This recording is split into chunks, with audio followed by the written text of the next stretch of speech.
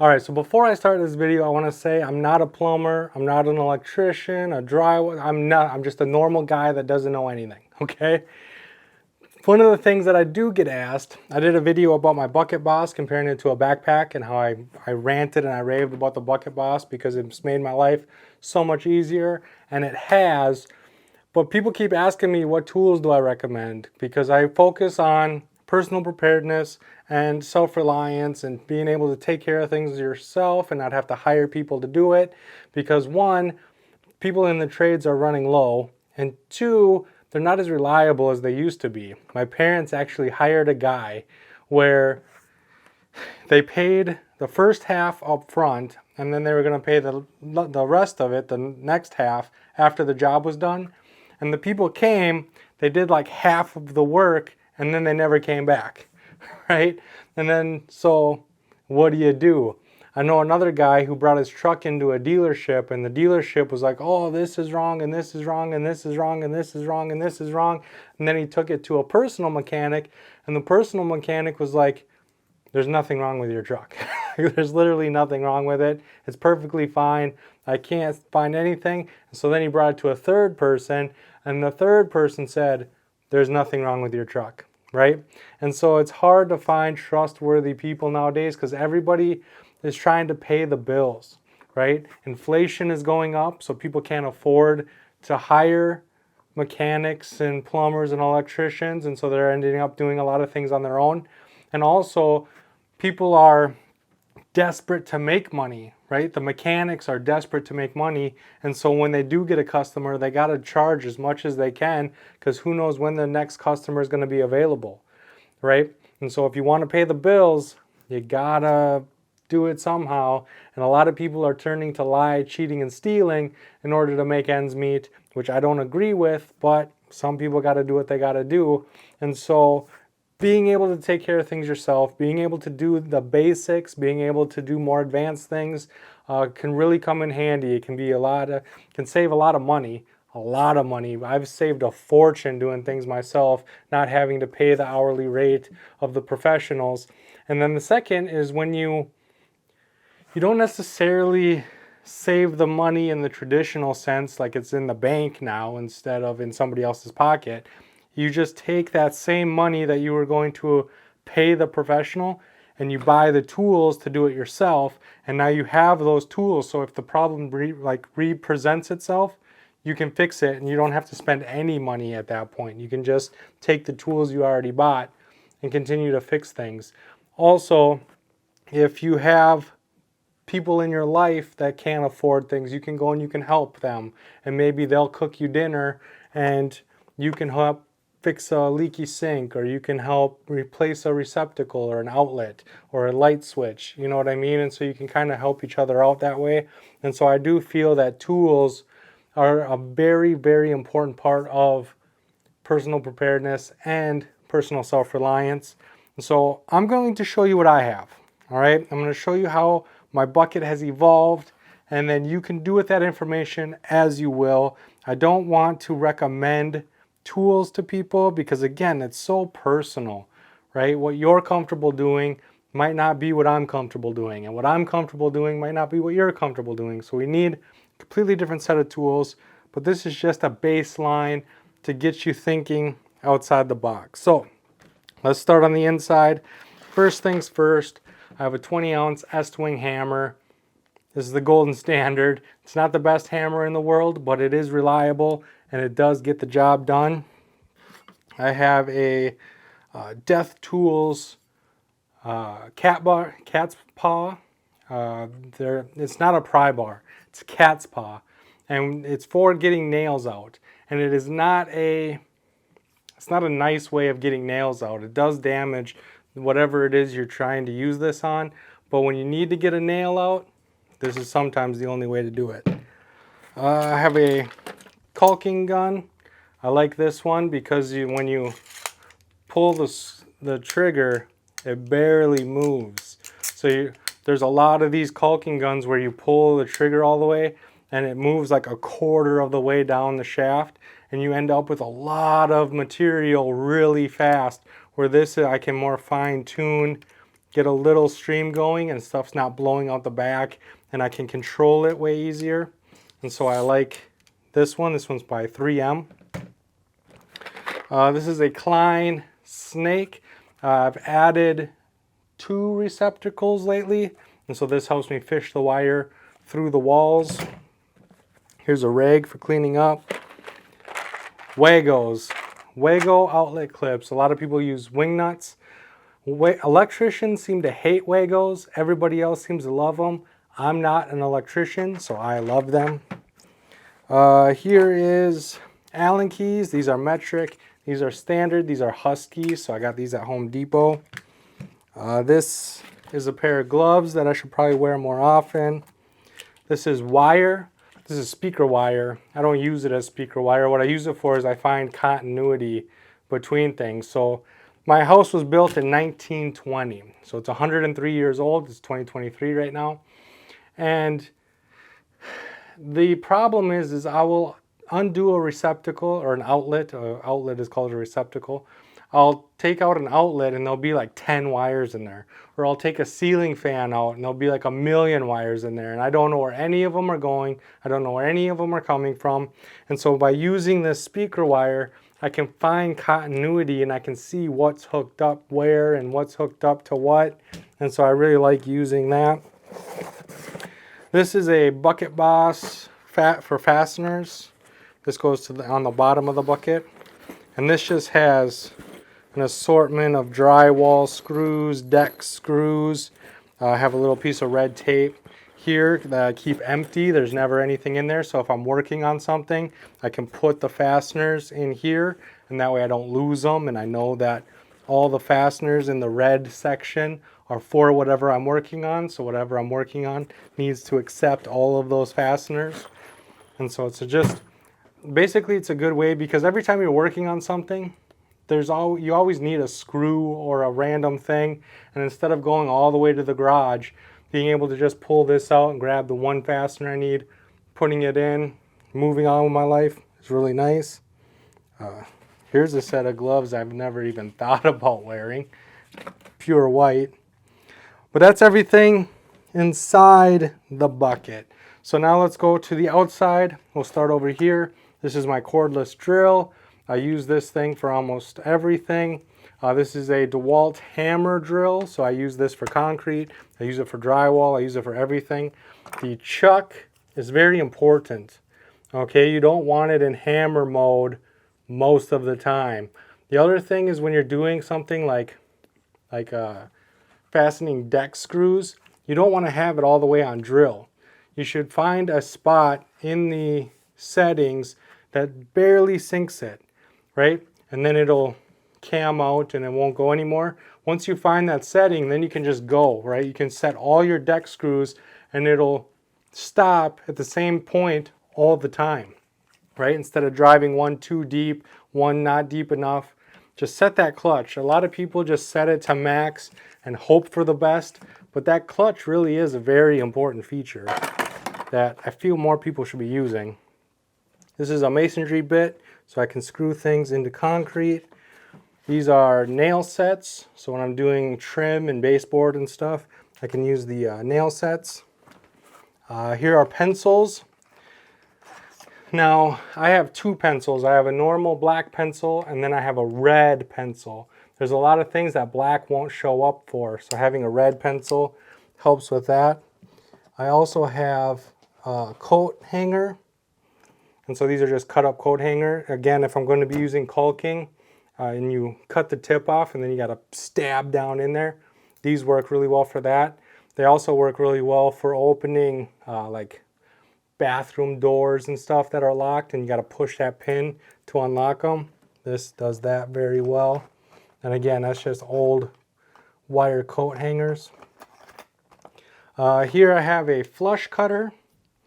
If you're working with zip ties and stuff, a flush cutter comes in really handy. Here's an empty spot where my side cutters used to be. I had Amazon Basic side cutters, but all my Amazon Basic tools rusted and are nasty now, so I'm looking for a replacement side cutters. This is a putty knife. I have an X on one side. For those of you that don't know basically all putty knives have a radius to them. They're rounded. One side is concaved, one side's convexed. If you try to use the convex side to fill in a hole, you're constantly going to be digging out the hole on that one side. You want to be using the concaved side to fill things in and bulk it out, and then you can sand it smooth. So I got an X on the convex side. That's the one that's bowled out. So I hardly ever use the X side. I'm always filling. So I use this side. And so all of my putty knives, my 6-inch, my 8-inch, my 4-inch, they all have an X on the convexed side. This is a level 5 painter's tool, or a 5-in-1, even though this has more than 5. I use this thing all the time. I use this for pulling trim off, pulling baseboard off. I use it for cutting, because it's got this point. I'll cut the silicone seal from around windows, from around trim. I use this thing all the time. It's a really handy tool. I used to have a green handled screwdriver that my son gave me. I've upgraded it to this 11-in-1. The reason is I don't want that one to break. I have a lot of sentimental value to that little green screwdriver, and so I upgraded to this, because if this one breaks, I won't be as sad as if the little green one breaks. Here's channel locks. If I'm doing plumbing or I need to get under a sink and loosen some fasteners, this is what I usually use for that. Here's a Phillips screwdriver with a long shaft. When you have these multi-bits, there's a lot of edges. And so if there's a hole that you need to get in, it always gets caught on those holes. The other thing is when you're working, so like I pulled the stair railing off, and I had to get butt up real close to that railing to start that top screw. This was able to reach without those ridges messing me up or having me go in at an angle. So having a long screwdriver works really well. This is a long flat head, but I don't use this as a screwdriver. This is a demolition screwdriver. I use this for prying and chipping and everything but screwdrivers, putting in screws or taking out screws. Here I have a headlamp. Inside this pouch I have a scissors for cutting tape.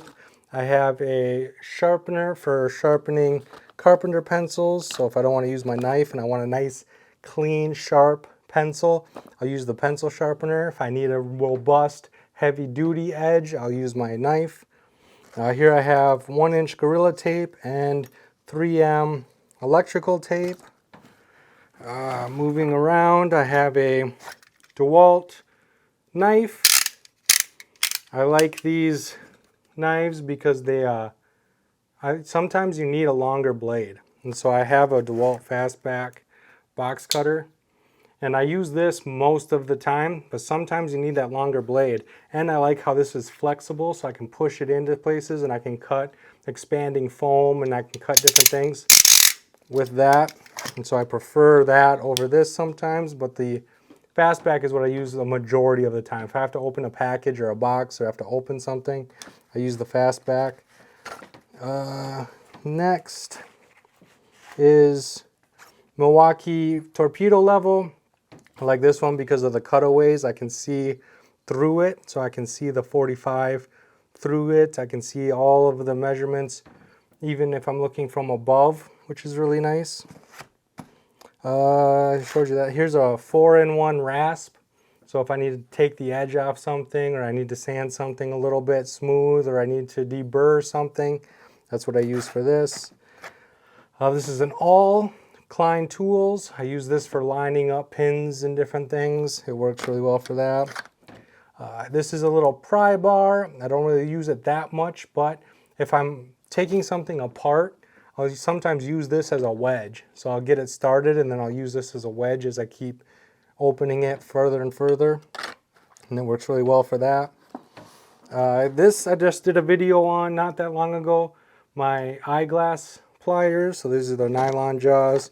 This is the cone jaw for rounding things. This is my dial calipers. I prefer a dial calipers to a digital calipers. The reason is when they're more accurate than a digital calipers, and I don't have to worry about batteries or anything.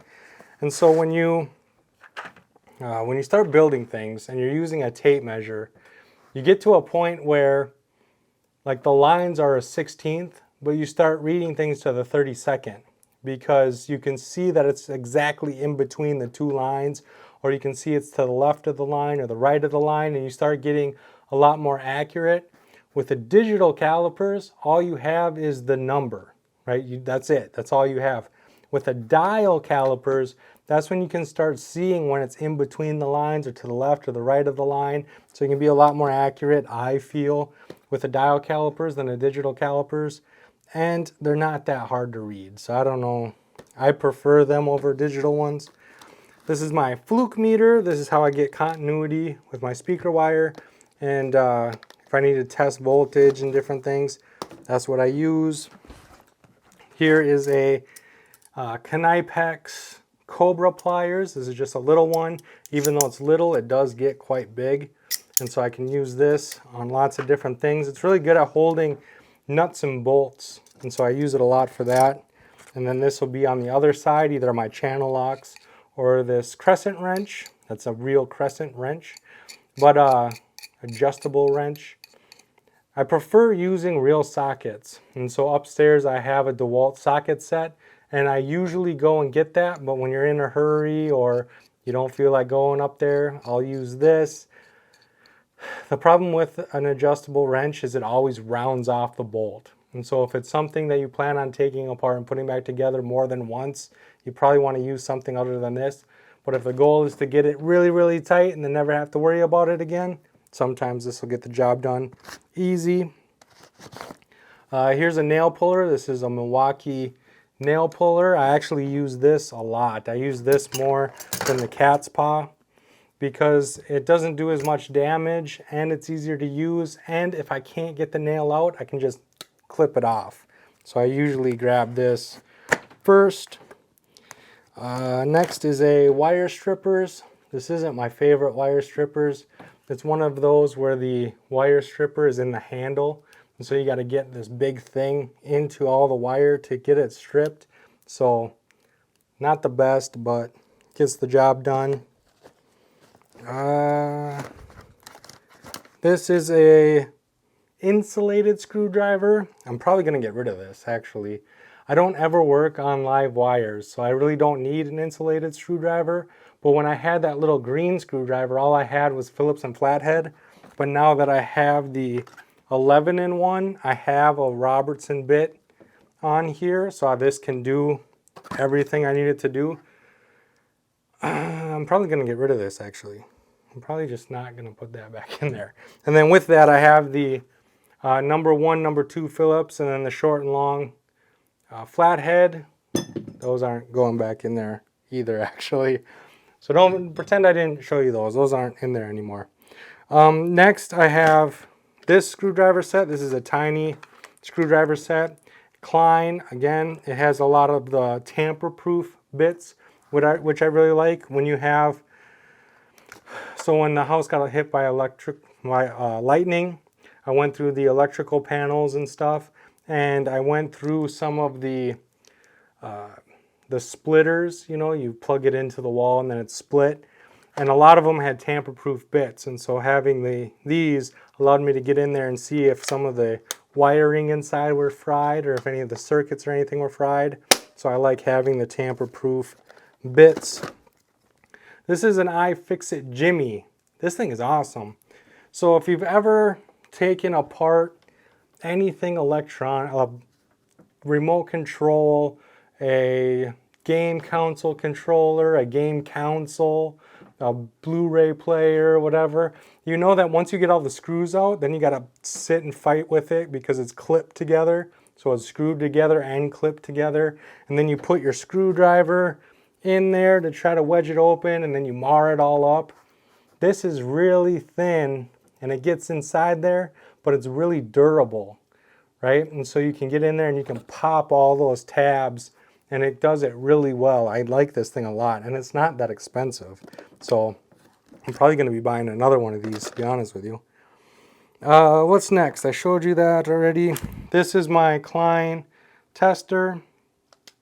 And so I'll go to the circuit breaker I'll turn the circuit off, and then when I get to the outlet, the light switch, or whatever, I'll touch it with this to make sure that it's actually off. Because again, this house is 103 years old, and so a lot of the electrical has been DIY. I have 100 years of DIY electrical, and different things are hooked up to different circuits, and this outlet might be hooked up to the bathroom circuit, while the outlet right next to it is hooked up to the living room circuit. And so I always check, double check, sometimes even triple check before I touch anything electrical.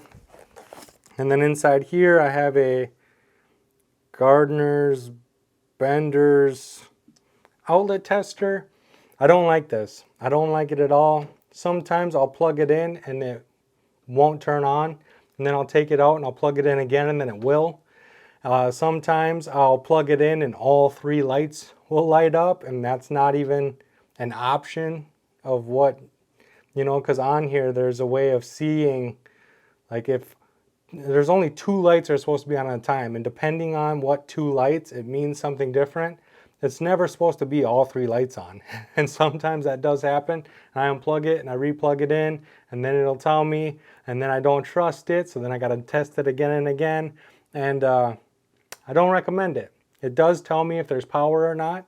Sometimes, yeah, sometimes it doesn't even turn on. So I'm in the market for a new one of these. I'm probably going to get a Klein, just because I know that Klein is trusted by a lot of professionals, and so I'm probably going to get a Klein tester for that.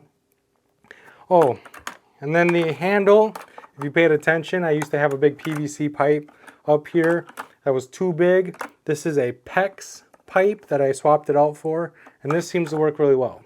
I like the PEX, and so that's what I'm sticking with.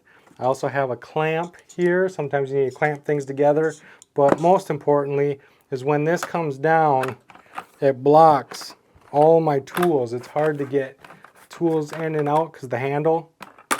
And so by resting it on that clamp, I can easily get at all of my tools, and I can easily put them away, and I'm not constantly fighting this handle. So I went as fast as I could. I know this is a long video, but I went as fast as I could. Hopefully you see what I know. This is what I carry. This is what I use. If you have any questions, leave it in the comments section, and I can't wait to see you on my next video.